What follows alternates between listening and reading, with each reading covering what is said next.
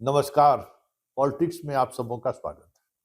और आज हम पॉलिटिक्स में बात नए मंत्रिमंडल का जो गठन हुआ है, नीतीश कुमार की अध्यक्षता में बिहार में जो सरकार बनी है, उस सरकार को लेकर कई तरह की आशंकाएं, मतलब सरकार के बनने के चंद घंटे के बाद ही आशंकाएं व्यक्त करने लगे हैं लोग।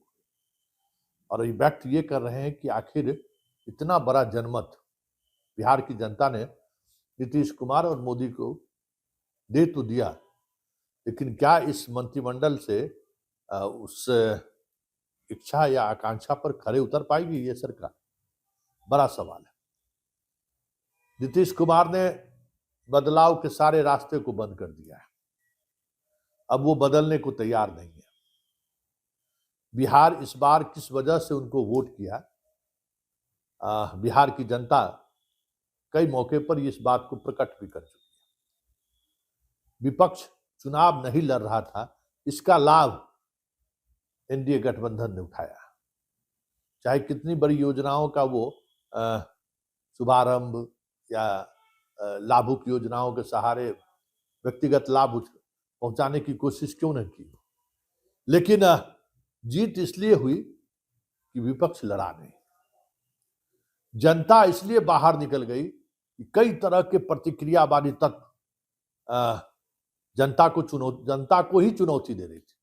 नीतीश का मुख्यमंत्री घोषित नहीं करना, तेजस्वी का लैंड फॉर जॉब मामले में सुनवाई के बाद बैकफुट पर आना, 20 दिनों तक चुनाव प्रचार में बाहर नहीं निकलना, कांग्रेस के साथ दूरी बढ़ाना, गठबंधन के राजनीति का धर्म का पालन नहीं करना, मतलब जनता उब चुकी थी और प्रतिक्रिया में वो घर से बाहर निकलकर वोट करती, और उसका प्रतिक्रिया में निकला हुआ वोट मतलब सुकून से सोने नहीं देता है। इतिहास गवाह है कि जब जब प्रतिक्रिया में लोग बाहर निकले हैं और वोट किया है तो वो सरकार को चैन से रहने नहीं देता है, क्योंकि वो प्रतिक्रिया जो है स्वाभाविक तौर पर सरकार के साथ साथ चलनी शुरू हो जाती है।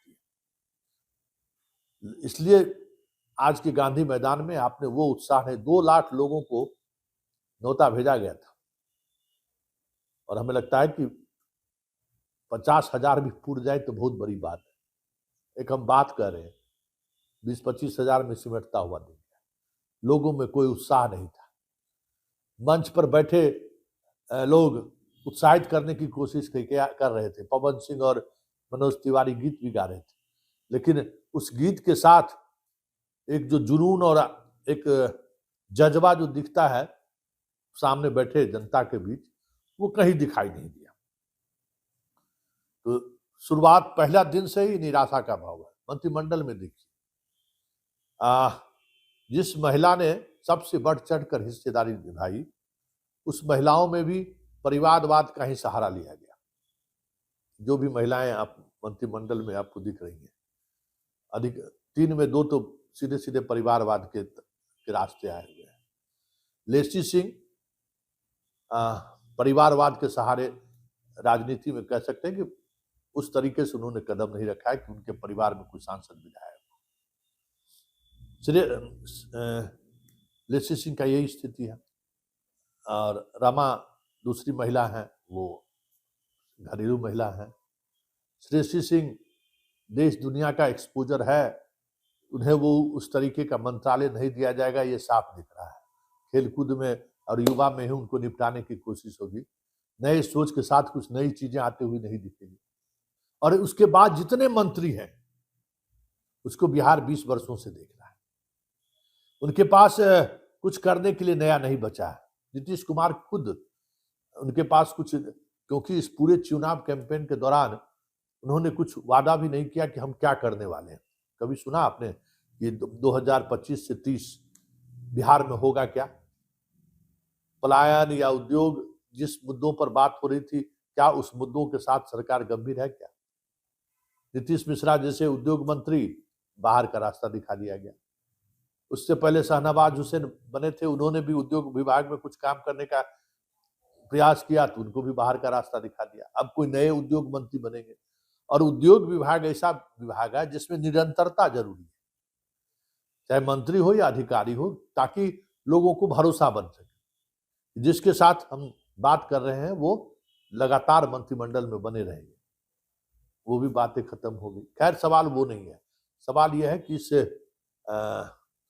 70 साल 80 साल की उम्र वाले मंत्री से आप क्या उम्मीद करते हैं? विजेंद्र यादव से आप क्या उम्मीद करते हैं? सम्राट चौधरी से आप क्या उम्मीद करते हैं? विजय सिन्हा से आप क्या उम्मीद करते हैं? ऐसे में ये कहा जाए इस जनमत की परीक्षा नरेंद्र मोदी और नीतीश कुमार ले रहे हैं, या कहा जाए इस जनमत के धैर्य की परीक्षा नीतीश और मोदी ले रहे हैं?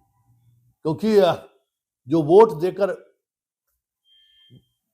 गया है नौकरी करने के लिए, जिस तरीके से वोट तक उन्होंने इंतजार किया और वोट एनडीए की सरकार को दिया, एनडीए की सरकार बनाने के लिए दिया, लेकिन उसी तरीके से वो पिछले 5 दिनों से ट्रेन में ठूस ठूस कर वो जाने को मजबूर है, क्योंकि यहाँ रोजगार नहीं है। दुख है, जुबान पर गाली है, आक्रोश है, लेकिन विवश और लाचार है। हमें तो जाना ही होगा। वो जा रहे हैं। वो जितने लोग वोट गिरा कर जा रहे हैं, जिन्होंने इस सरकार को एक बड़ा मैंडेट दिया है, ये तय मानिए कि आने वाले समय में हर एक वोट की कीमत इस तरीके से पलायन करने वाले लोग, मजदूर, युवा चुन चुन कर हिसाब किताब लेना शुरू कर दे तो कोई बड़ी बात नहीं होगी, क्योंकि इस मंत्रिमंडल ने पूरी तौर पर निराश किया है। सिर्फ जातीय समीकरण साधने की कोशिश हुई है। प्रतिभाओं का सम्मान होता हुआ दूर दूर तक नहीं दिख रहा है। अब ऐसे मंत्री के सहारे, ठीक है, आईएएस ऑफिसर्स के सहारे चीजों को लोग देखते रहे। डेवलप नीतीश कुमार का नजरिया डेवलपमेंट का वही रहा है, लेकिन वो डेवलपमेंट सड़क बना सकते हैं आप, पुलिया बना सकते हैं, पुल बना सकते हैं, स्कूल की बिल्डिंग खड़ी कर सकते हैं, लेकिन बेहतर मास्टर आप नहीं, आपका ये आईएएस इंस्टीट्यूशन से खड़ा नहीं हो सकता है।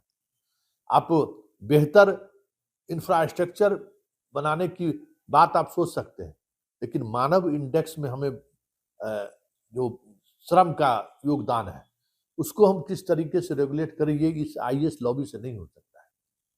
एक ऐसा लीडरशिप चाहिए जिस पर लोगों का भरोसा होना चाहिए। एक ऐसा लीडरशिप होना चाहिए जिसके साथ जनता को खड़े रहना चाहिए, मतलब जनता खड़ी रहे इस लीडरशिप, जो दूर दूर तलक नहीं दिख रहा है।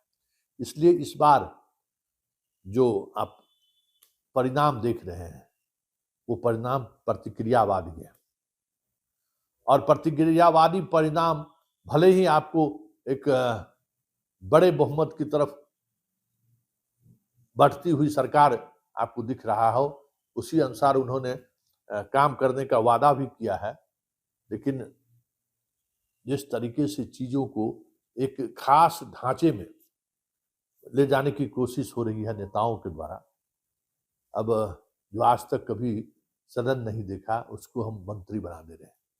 पूरे देश में, दुनिया में नेपोटिज्म के खिलाफ लोग सड़क पर गुस्सा है, हमें इससे मतलब नहीं है। परिवारवाद को लेकर गुस्सा है, अरे छोड़िए, ये सब कुछ थोड़ी कोई बात।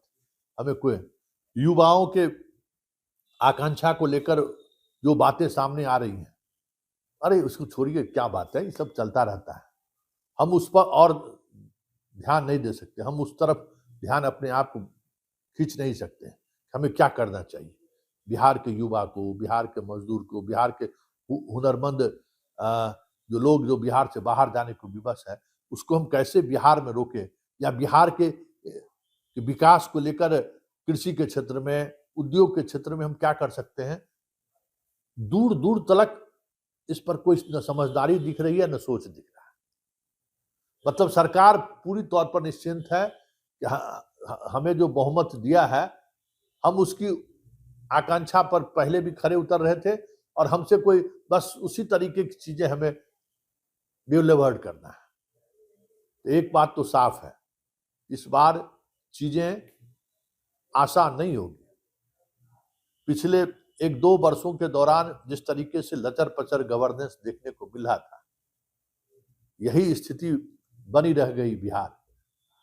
तो तय मानिए कि बिहार इस देश की राजनीति की फिजा बदल दे, तो कोई बड़ी बात नहीं है।